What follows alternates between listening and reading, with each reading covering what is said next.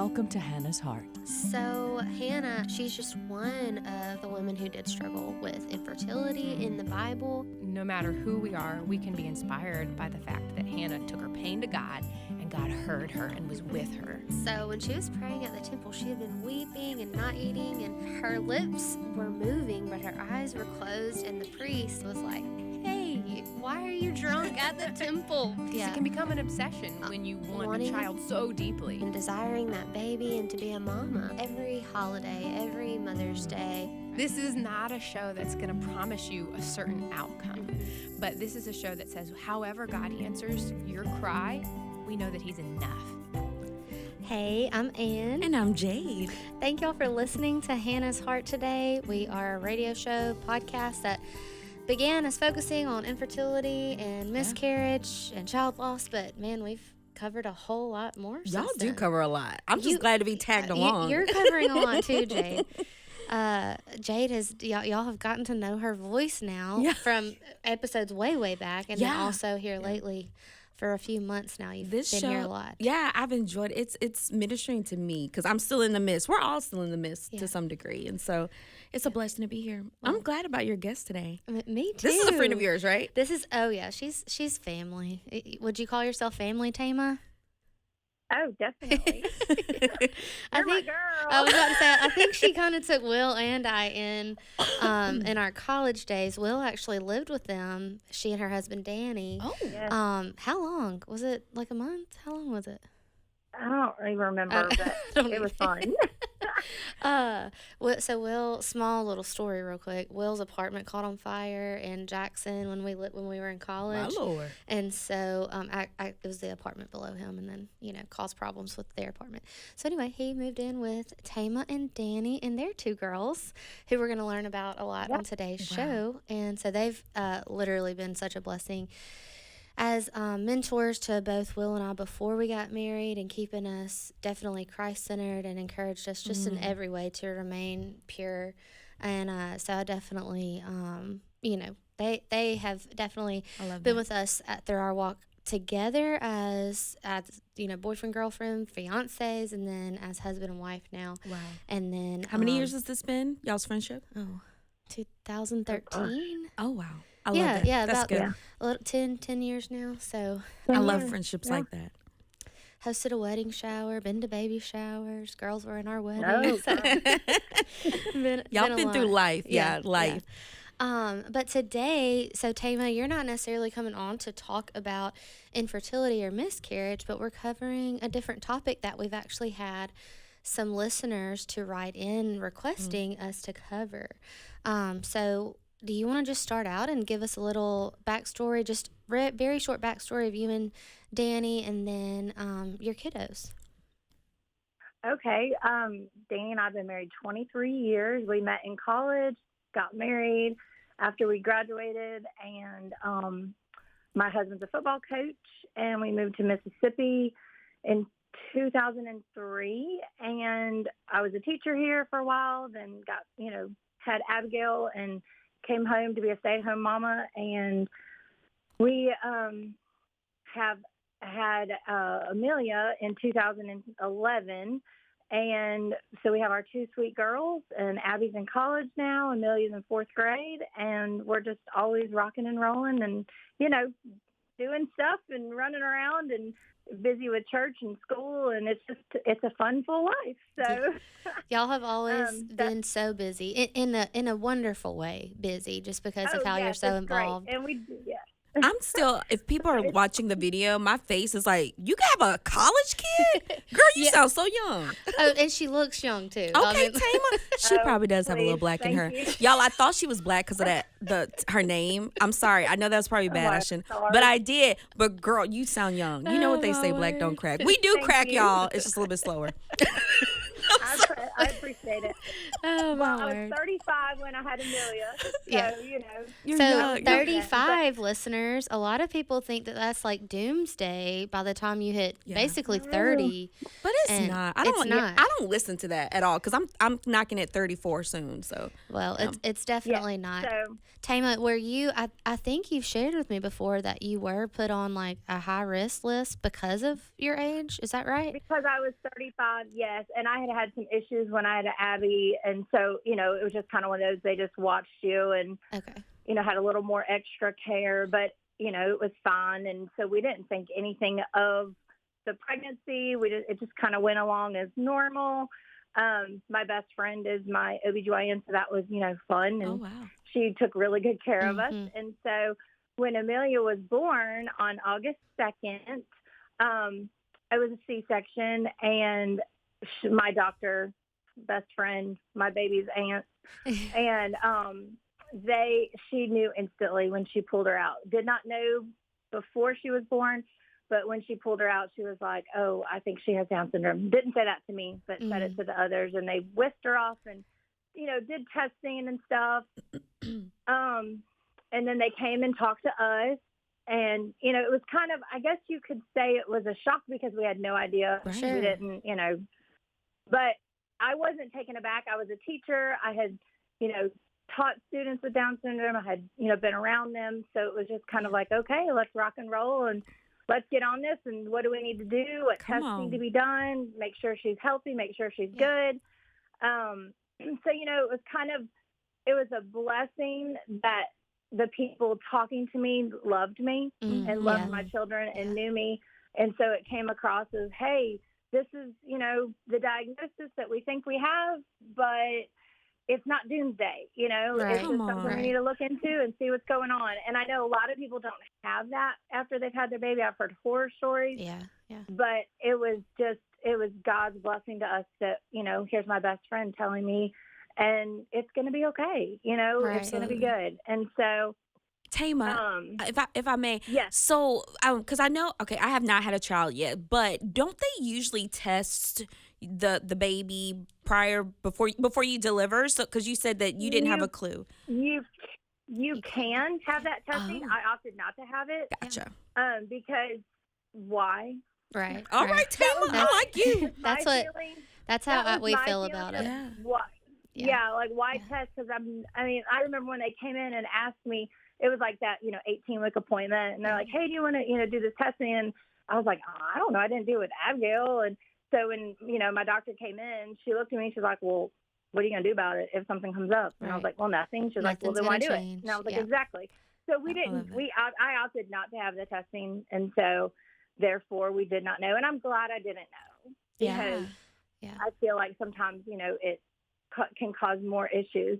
Yeah. Which Well, as a you're mom, worrying about something that you have no Yeah, control over exactly. right now Exactly. at all. Exactly. So, Yeah. so yeah. That's it how was we good, feel and- about genetic testing. I'm not saying that there's anything wrong with Yeah. it, but I'm just Right. going to speak on this just for a second. With John Micah, his diagnosis, I felt guilt as soon as I heard what he had, and I was like, oh my goodness, if I would have done genetic testing, would they have known? And the doctors all said, no, this does not show up on genetic tests. And so I was like, so even if I would have had that done, this wouldn't have covered that. So I'm not saying genetic testing is wrong if Right. you want to know those things. But yes, my doctor, when we discussed it, and I was like, I haven't done it in the past. Do I want to do it now? And he was like, are you going to terminate the pregnancy if you hear some bad news? And I'm like, absolutely not. Right. So no. Absolutely I love not. that. I love that. So yeah. So we Now, just when she went was on and born, did I know it's common for Down syndrome babies to have some heart defects or heart trouble? Was that part of her story? No, it was not. Oh, praise the Lord. That is one thing they took her off, from, they were like, look, we're going to take her and do testing. I'm like, you guys do what you got to do. Yeah. Like, go for it. And gave them all, okay, do whatever you need to do. And she didn't have anything. Wow. They, did Jesus. send off the test for genetic testing. She came home with us at the same time, Oh, my Abigail came home goodness. a couple days after she was born, and just rocked and rolled, and it's been a roller coaster and a fun ride since, that's for sure. Yeah. bet it- Yeah. Tamah. But Oh, no, you go. I'm yes, sorry. ma'am. No, you go. I didn't mean to interrupt. I won't forget. Oh, no. So I don't know what all you want me to talk about now. Oh, well, I got you, girl. This was my next Okay. question.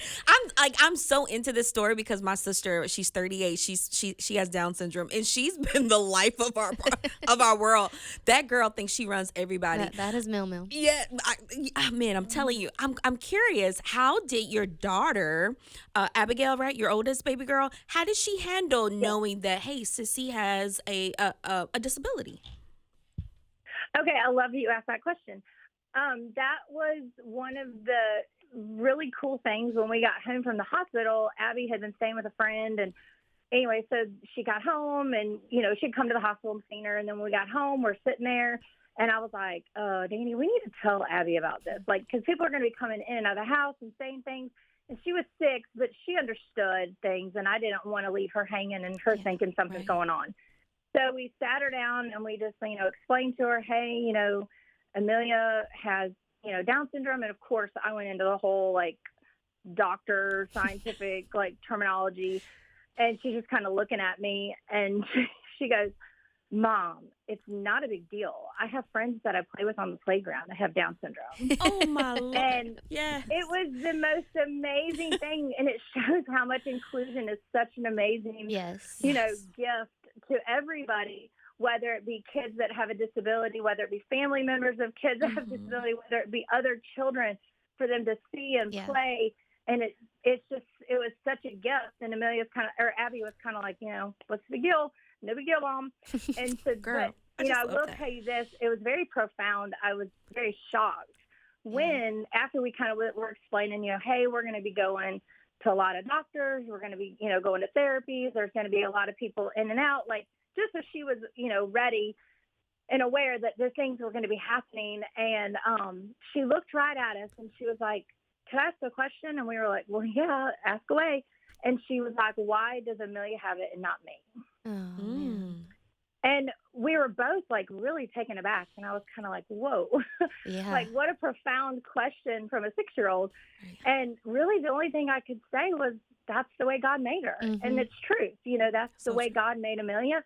And I just, I explained to Abby in my 2 days after having a baby emotional, self of, hey, God has given Amelia to us as a gift just because, 1, she's your sister and she's a child of God and she's ours. Yeah. And I said, and 2, we're going to be going to all these doctors and all these nurses and all these therapists and just people we see in the grocery store, to church, to school. And hopefully in some way, shape, or form, we can show them the gospel through your sister, through the way we talk, through the way we treat her, through the way we treat others. And so that was just, that was my answer, was this is our way that we're going to show people the love of Christ. Oh, that's amazing, Tamah. Hopefully somewhere through all of this in the last 12 years, we've been able to do that. Because I tell you what, Amelia loves big. And so if you know Amelia, you've either gotten a hug from her and you've been pretty much knocked over, or, you've been shunned because she either loves you or she doesn't. It's kind of like there's no middle ground. I'm guessing what comes to her mind comes out, right? Yes. Well, she loves me, but if she sees Will, she doesn't like Will. I'm done for. Will. She likes Will. Uh-oh. Loves her boys. She does. Did you say she loves her boys? Yep. Oh, yes.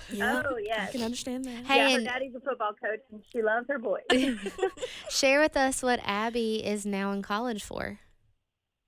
Oh, Abby is in college to be a nurse. Yeah. And so I guess that takes it back to Abby. I mean, she treats her just like any other sibling. They wrestle, they bicker, they love each other, they cuddle, they coddle each other, they, go on sister dates, they're just plain old sisters, no big deal. And, just carry on. And, but I know that a portion of Abby going into the medical field is to be able to, someone has, someone with a disability or, just something different, she's able to be like, hey, no big deal. It's the way God made you, and she's going to be a light for Christ.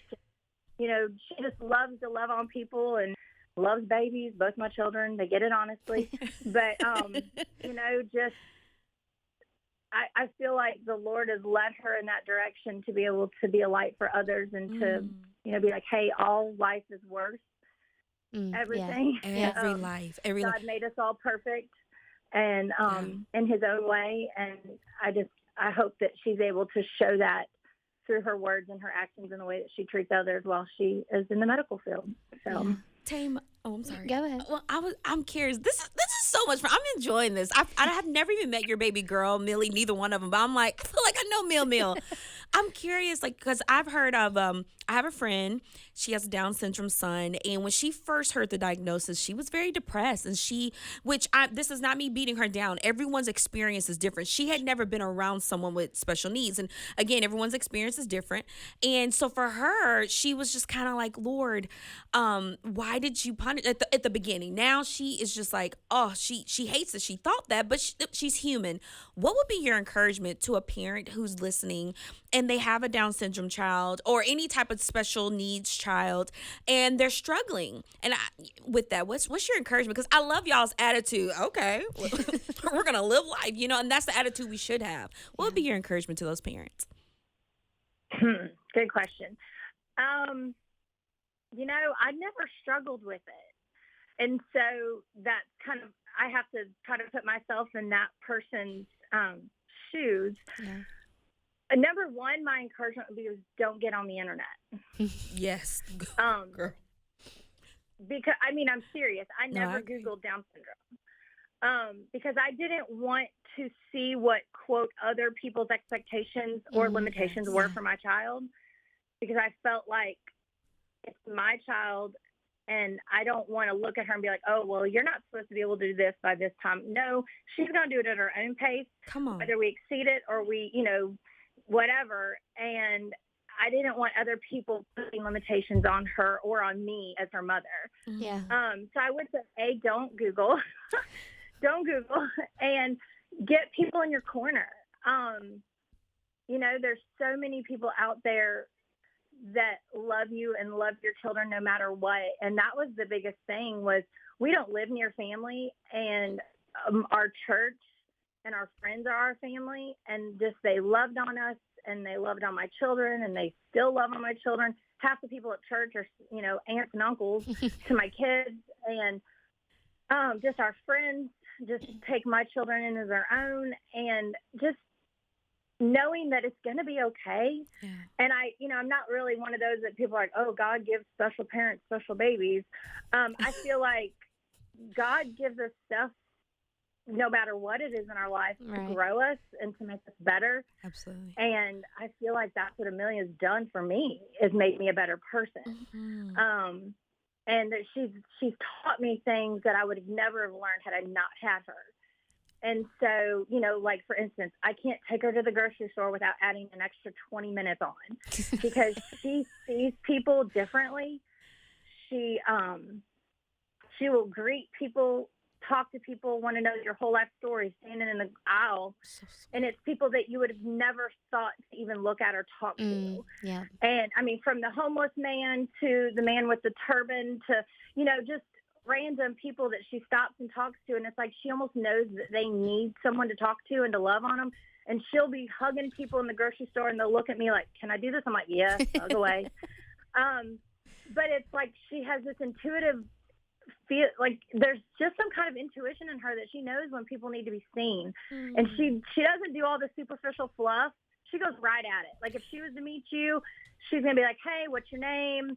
Are you married? Do you have babies? Why not? Do you have a dog? Yeah, why not? Do you have a cat? But she gets into the whole list, and she goes down instead of just, hey, how are you? Okay, great. She wants to know who you are. And she's going to remember you, and she's going to remember your stuff, and she's probably going to give you a nickname. And if you get a nickname, then you really are special. So, so I think I would say to another parent, it's going to be okay. Mm-hmm. There's going to be ups and downs. There's going to be, things you might have to fight for. I always say fight for your babies. You're the only one that's there to fight for them. Yeah. But in a good and kind and respectful way. And I don't know what else to say about that. Just there's a lot I could say, a whole episode. But just No, this is love your good. baby. That's the biggest thing, is because people are going to see you loving that baby, and then that's going to make them, love other people as well. Absolutely. So, For sure.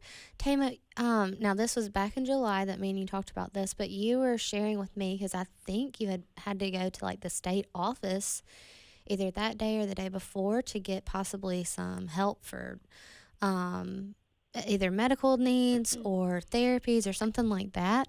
Do you have any advice for people who are needing to find out like about therapies? Do you understand what I'm saying? Like just like what are some resources that if a parent do what?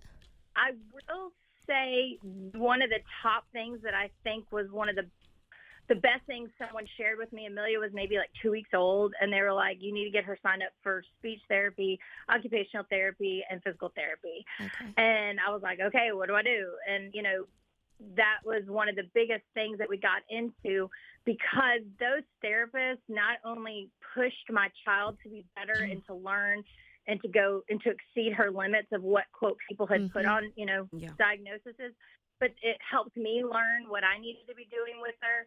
And it pushed me to push her to make her better. And my biggest thing, I guess, is the resources are out there. Depending on the state you're in, it's going to change. Yeah.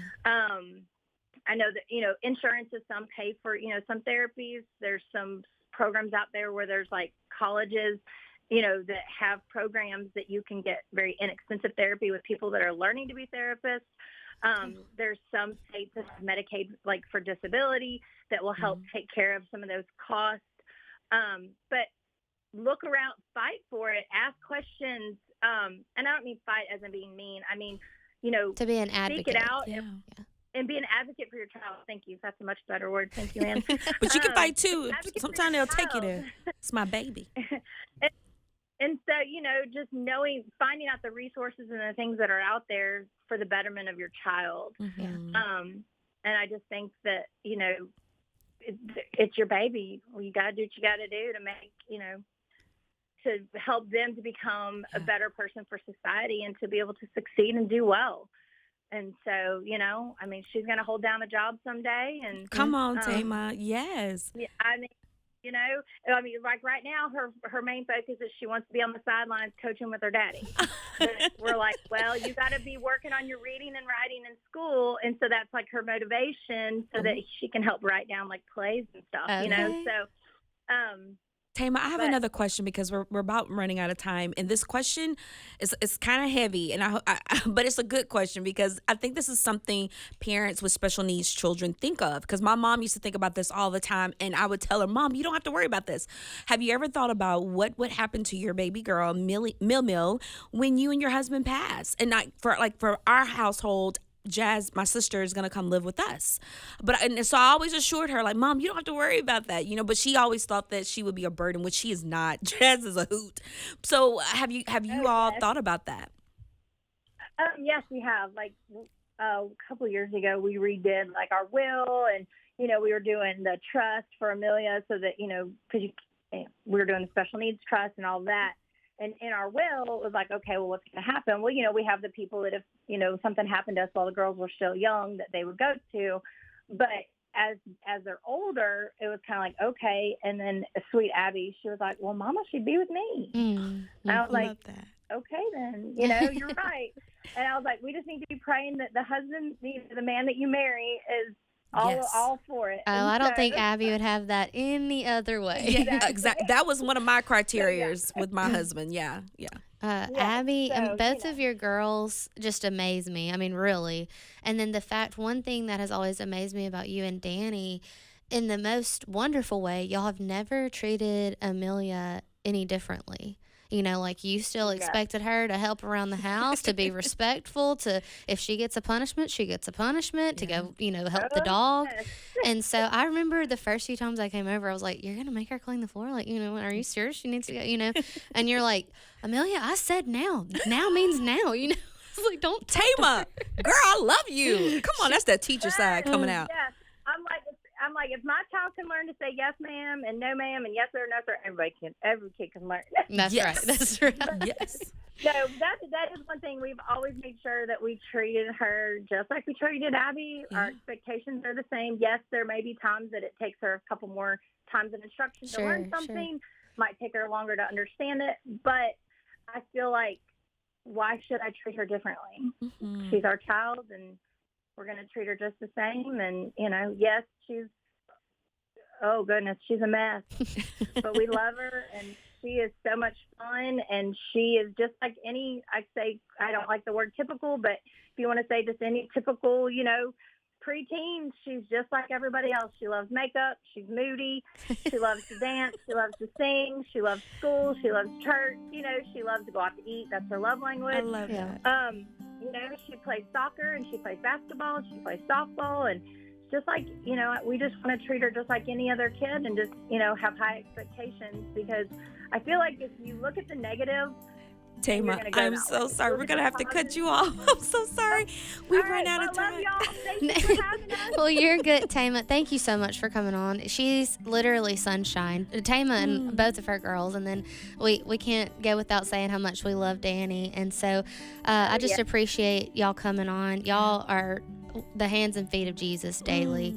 And we didn't even get into all of that. But I love y'all. And thank you guys for listening to Hannah's Heart.